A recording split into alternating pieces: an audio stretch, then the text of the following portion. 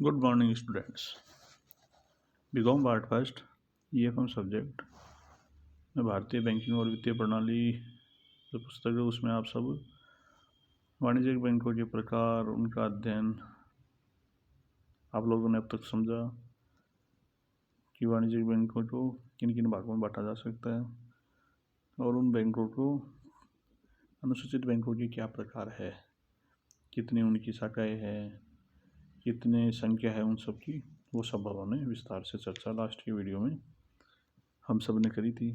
आज के इस वीडियो के माध्यम से हम सब समझेंगे कि भारत में वाणिज्यिक बैंकों का विकास की आधुनिक प्रवृत्तियाँ क्या चल रही है।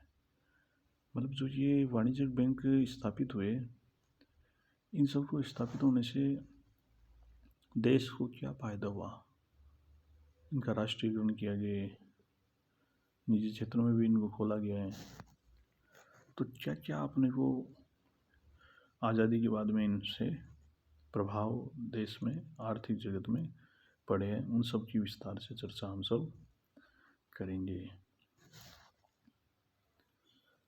तो सर्वप्रथम देखेंगे कि इन बैंकों को स्थापित होने से क्या फ़ायदा हुआ। तो सार्वजनिक बैंकिंग क्षेत्र का विकास। तो सार्वजनिक बैंकिंग क्षेत्र के विकास से क्या तात्पर्य है कि जैसे स्वतंत्र भारत हुआ तो इंपीरियल बैंक का राष्ट्रीयकरण किया गया सर्वप्रथम। किस रूप में? जो जुलाई 1955 में इंपीरियल बैंक का राष्ट्रीयकरण करके उसको स्टेट बैंक ऑफ इंडिया के रूप में परिवर्तित कर दिया गया। दूसरा, 19 जुलाई 1969 को देश में 14 बड़े बैंक जिनकी पूंजी जमा पूंजी 50 करोड़ से अधिक थी, उनका राष्ट्रीयकरण किया गया। तीसरा, अप्रैल 1980 में अन्य 6 बड़े बैंक जिनकी पूंजी 200 करोड़ से अधिक थी, उनका राष्ट्रीयकरण किया गया। तो इस प्रकार से भारत में बैंकों का राष्ट्रीयकरण किया गया। तो बैंकों का राष्ट्रीयकरण किया गया तो निजी क्षेत्र से बैंक कहाँ गए? सार्वजनिक क्षेत्र में। तो इस प्रकार से उस दौर में 1990 तक 93% तक 95 मतलब लगभग सारा क्षेत्र बैंकिंग व्यवसाय सार्वजनिक क्षेत्र में आ गया। फिर धीरे धीरे 1991 में उदारीकरण की नीति आई तो निजी क्षेत्र को भी हिस्सा लेने लगे। तो निजी क्षेत्र ने भाग लिया तो क्या हुआ, उससे फिर देश में बैलेंस बनने लगा, निजी क्षेत्र को प्रोत्साहन मिलने लगा, सरकार के भी बैंक खुलने लगे। तो इस प्रकार से हम सब ने देखा कि इससे ये तो वाणिज्यिक बैंकों का विकास कैसे हुआ कि सार्वजनिक क्षेत्रों में इनका अधिकतम विकास हुआ है। दूसरा है अपूर्व शाखा विस्तार। स्क्रीन में आप सब देख रहे होंगे कि जो आधुनिक प्रवृत्तियों को पॉइंट वाइज लिखा हुआ है, उन सब की मैं आपको विस्तृत रूप से आपको समझा रहा हूँ। समझने का प्रयास करो, फिर समझने के बाद में उसको आप जब किताब में पढ़ोगे तो आपको याद हो जाएगा सब आसानी से। तो अपूर्व शाखा विस्तार। अपूर्व शाखा विस्तार से क्या तात्पर्य है कि बैंकों में ये जब राष्ट्रीयकरण नहीं हुए थे तब तक तो इनकी संख्या कम थी, केवल होती भी थी तो ये शहरों में जहाँ पर इनको लाभ होता था, क्योंकि निजी व्यक्ति कोई भी हो, चाहे मैं हूँ चाहे से आप हो, हम बिजनेस वहीं फैलाएंगे जहाँ पर अपने को कुछ ना कुछ लाभ हो। लाभ नहीं हो तो हम वहाँ पर काम क्यों करेंगे, क्या ज़रूरत है काम करने की। कोई सेवा भाव तो सब में होता नहीं है, और सेवा भाव से केवल काम चलता नहीं है, क्योंकि यहाँ तो पूंजी लगानी पड़ेगी, पूंजी पॉकेट में मिलती नहीं है, ब्याज भी देना पड़ेगा, और फिर आप कमाई भी नहीं करो तो नुकसान में हो जाओगे। तो इसलिए जो शाखा विस्तार हुआ वो राष्ट्रीयकरण के बाद में हुआ, और इनमें जो शाखा विस्तार हुआ वो शहरी क्षेत्रों में अधिक हुआ है। आज भी लगभग 40% के लगभग ही बैंकों का ग्रामीण क्षेत्रों में रुझान हुआ है, बाकी 60% शाखाएँ कहाँ हैं, वो शहरी क्षेत्रों में हैं। और हर 10 किलोमीटर पर वर्तमान में एक ग्रामीण क्षेत्र में एक शाखा फैली हुई है। इस प्रकार से तीसरा है बैंकों के एकीकरण को प्रोत्साहन। बैंकों के एकीकरण को प्रोत्साहन से क्या तात्पर्य है? भारतीय बैंकों में क्या है कि इनको जब ये बैंक इनकी आर्थिक स्थिति सुधारने के लिए बैंक सक्सेस नहीं हो रहे थे तो इनको विलय किया गया आपस में, और विलय करके बैंकों का जैसे 1993 में क्या हुआ, न्यू बैंक ऑफ इंडिया का पंजाब नेशनल बैंक में विलय किया गया। 1999 में सिक्किम बैंक का यूनियन बैंक में किया गया। इसी प्रकार से 1 अप्रैल 2017 से स्टेट बैंक समूह का स्टेट बैंक ऑफ इंडिया में विलय किया गया। अभी 1 अप्रैल 2020 से 6 अन्य बड़े बैंकों का उनके साथी बैंकों में 4 बैंकों में विलय किया गया। तो ये विलय की प्रक्रिया एकीकरण को प्रोत्साहन देने के लिए, ताकि उनमें प्रशासनिक रूप से खर्चा कम हो, बड़े बैंक का छोटे बैंक वालों को फ़ायदा मिले, तो ये सब बैंकों के एकीकरण को प्रोत्साहन किया गया। अगला है ग्रामीण क्षेत्रों में बैंकिंग सुविधाओं का अधिक विस्तार। तो ग्रामीण क्षेत्रों में बैंकों की सुविधाओं का विस्तार से क्या तात्पर्य है कि बैंकों के जो राष्ट्रीयकरण किया गया वो पहले शहरी क्षेत्रों तक सीमित था, क्योंकि निजी व्यक्ति शहरी क्षेत्रों में लगाया गया। लेकिन जब से बैंकों का राष्ट्रीयकरण हुआ तो बैंकिंग का संपूर्ण चित्रण ही बदल गया। अब बैंकिंग व्यवस्था शहरोन्मुखी से ग्रामोन्मुखी होने लगी। इस प्रकार से, और हम देखते हैं कि आज लगभग 40% शाखाएं बैंकों की ग्रामीण क्षेत्रों में भी विद्यमान हुई है, और हर 10 किलोमीटर पर एक बैंक उनको मिल गया, चाहे वो क्षेत्रीय ग्रामीण बैंक हो, शाखा समितियाँ हो।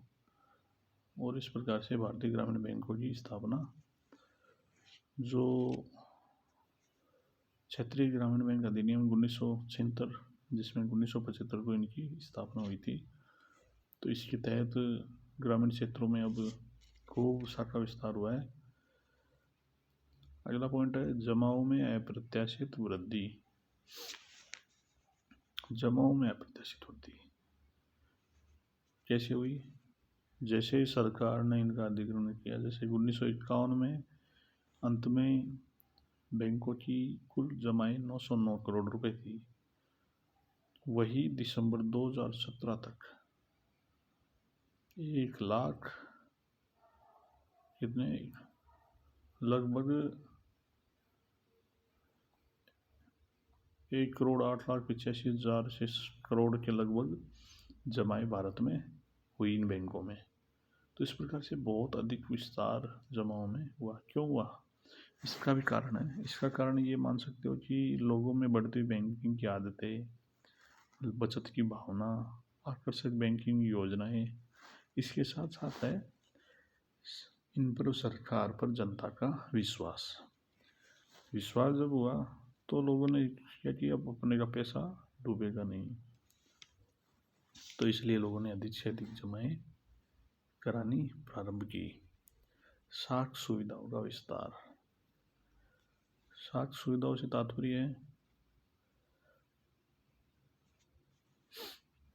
पहले ऋणों का वितरण हर किसी को नहीं दिया जाता था। लोन देते थे तो उन्हीं व्यक्तियों को देते थे जिनकी शाख अच्छी थी। अब जब सरकार ने का इसमें नियंत्रण आया बैंकों पर, तो इन्होंने सभी कैटेगरी वाइज लोगों को ऋणों का वितरण किया गया। अधिक से अधिक किसानों को लोन दिया जाए, उन्होंने क्षेत्र बांट दिए, तो इस प्रकार से लोन भी की मात्रा में वृद्धि हुई। अगला है प्राथमिक और उपेक्षित क्षेत्रों को अधिक ऋण। व्यापारिक बैंकों द्वारा राष्ट्रीयकरण के पश्चात क्या हुआ, इन्होंने कह दिया कि 40% से कम आप प्राथमिक क्षेत्रों में देना ही देना है। इससे ऊपर तो मर्जी, लेकिन इससे कम नहीं होना चाहिए। इसी प्रकार से 40% में भी इन्होंने फिर अलग से कर दिया कि कृषि क्षेत्र के लिए कुल ऋणों का आपको मान लो 18% कर दिया, 12% निर्यात के लिए कर दिया, प्रत्यक्ष और अप्रत्यक्ष में भी कृषि में बांट दिया। तो इस प्रकार से इन्होंने प्राथमिकता के आधार पर कृषि क्षेत्र के लिए कितना होगा, लघु उद्योगों के लिए कितना ऋण दिया जाएगा, व्यवसाय के लिए, फुटकर व्यवसाय के लिए क्या होगा, पैसे और व्यक्तियों के लिए कितना ऋण होगा, शिक्षा ऋण क्या हो सकता है, उपभोक्ता ऋण क्या हो सकता है, SC ST को कितना ऋण दिया जा सकता है, हाउसिंग लोन कितना हो सकता है।